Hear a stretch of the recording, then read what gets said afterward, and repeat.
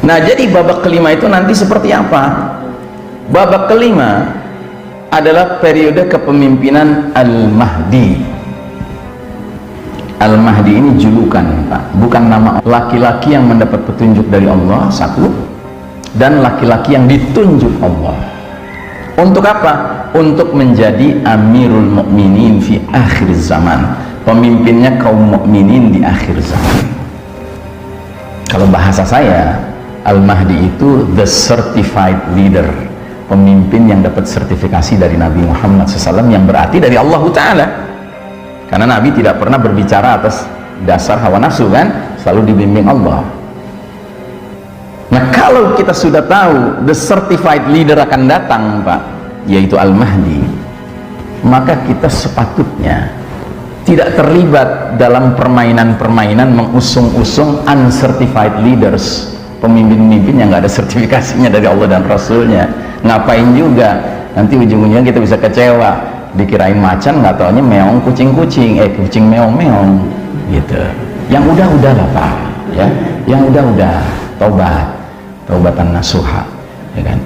Untuk selanjutnya, mari lebih baik kita pantaskan diri dan keluarga kita menjadi bahagian dari Jaisul Mahdi, pasukan Al-Mahdi. Karena Al-Mahdi ini, kalau menurut pengamatan saya, ya, yang berusaha untuk mendalami ilmu akhir zaman, saya termasuk orang yang bersangka baik kemunculan Al-Mahdi sepertinya jadwalnya nggak lama lagi, Pak. Kenapa?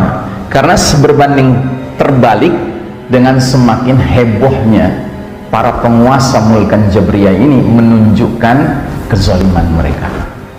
Semakin mereka menunjukkan kezaliman mereka, semakin sudah dekat jadwal berakhirnya kepemimpinan mereka. Persis kayak Fir'aun. Ketika Fir'aun sudah sampai berani menyatakan ana rabbukumul a'la, akulah Rabb kalian yang maha tinggi, nggak berapa lama setelah itu Fir'aun ditenggelamkan oleh Allah Ta'ala gitu. Jadi kita harus yakin, Pak, Mulkan Jabriyatan ini expire date-nya kelihatannya udah makin dekat, Pak. Karena apa? Kita makin dipaksa, kita makin dizolimi sekarang ini, dan Allah Ta'ala tidak akan membiarkan kezaliman itu berlangsung terus, ya. Cepat atau lambat Allah akan akhiri, ya. Nah, kepemimpinan Al-Mahdi ini nantinya diikuti dengan kepemimpinan Nabiullah Isa alaihissalam. Jadi kita umat Islam punya keyakinan di akhir zaman nanti Isa alaihissalam akan turun dari langit, mirip seperti keyakinan kaum Nasrani, tapi bedanya apa? Kaum Nasrani meyakini bahwa Yesus Kristus nanti kalau turun dari langit akan mendirikan kerajaan surga, ya, Kingdom of Heaven di muka bumi ini dengan ajaran Nasrani. Kalau kita tidak, kita meyakini Isa alaihissalam nanti turun di akhir zaman menjadi pengikut Nabi Muhammad Sallallahu Alaihi Wasallam. Bahkan Isa alaihissalam akan mengajak semua orang kafir termasuk ahli kitab Yahudi Nasrani memeluk Islam. Kalau mau, diperlakukan sebagai saudara seiman oleh Isa alaihissalam. Kalau nggak mau, diapakan sama Isa alaihissalam? Dibunuh. Kok serem gitu, Ustaz? Katanya Isa alaihissalam santuy, orangnya santun, orang dari langit. Dia menjadi seorang pemimpin yang santun tapi tegas. Kenapa demikian? Karena turunnya Isa alaihissalam pertanda dunia ini sudah mau berakhir, Pak. Adalah keterlaluan kalau masih ada orang kafir, Yahudi, Nasrani, ahli kitab masih ngeyel juga. Padahal Isa alaihissalam sudah turun, mendingan mati. Makanya nanti akan ada kafir-kafir tertentu, Pak, masuk Islam nggak mau, mati juga nggak mau, tapi lebih nggak mau mati daripada masuk Islam. Akhirnya apa? Pura-pura masuk Islam. Sambil nunggu apa? Nunggu kematian Isa alaihissalam. Begitu Isa alaihissalam mati, murtad lagi mereka terang-terangan. Nah, lagi seru-serunya murtad, matahari terbit dari barat, kata orang Padang, talambe gitu. Mau tobat lagi udah nggak bisa gitu. The end has come. Ujung akhir dunia ini sudah datang. Nah, jadi kita berkeyakinan setelah Al-Mahdi mimpin kita, nanti Isa alaihissalam yang mimpin kita, orang-orang beriman, ya. Nah, dalam hadis diisyaratkan kepemimpinan Al-Mahdi paling cepat 7 tahun, paling lambat 9 tahun, 7, 8 atau 9 tahun.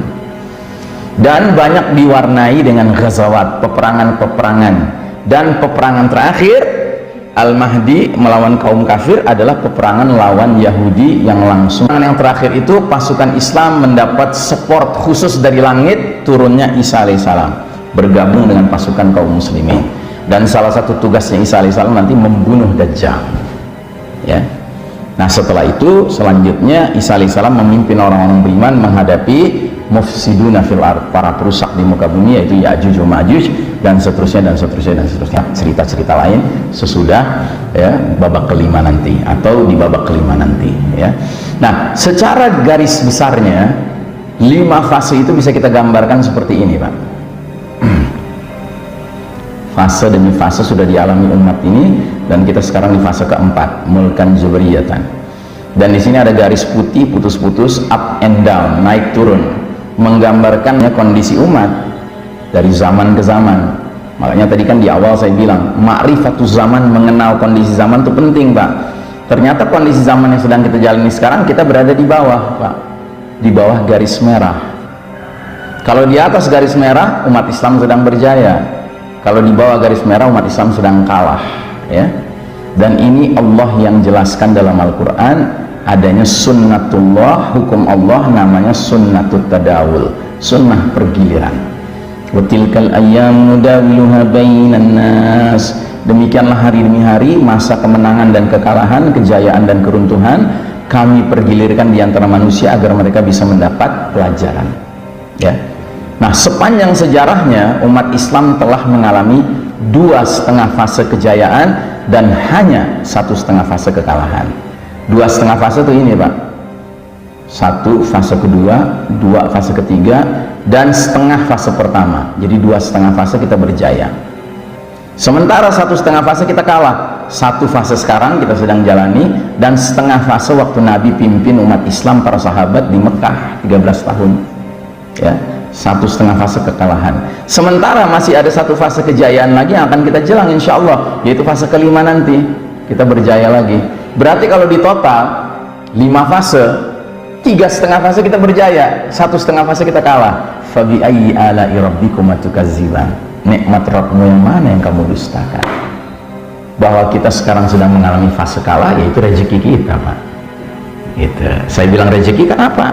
Karena kaidahnya kan begitu, al ajru hasabil masyaqqah, pahala yang akan diterima di akhirat nanti bagi orang beriman berbanding lurus dengan kesulitan penderitaan yang dialami.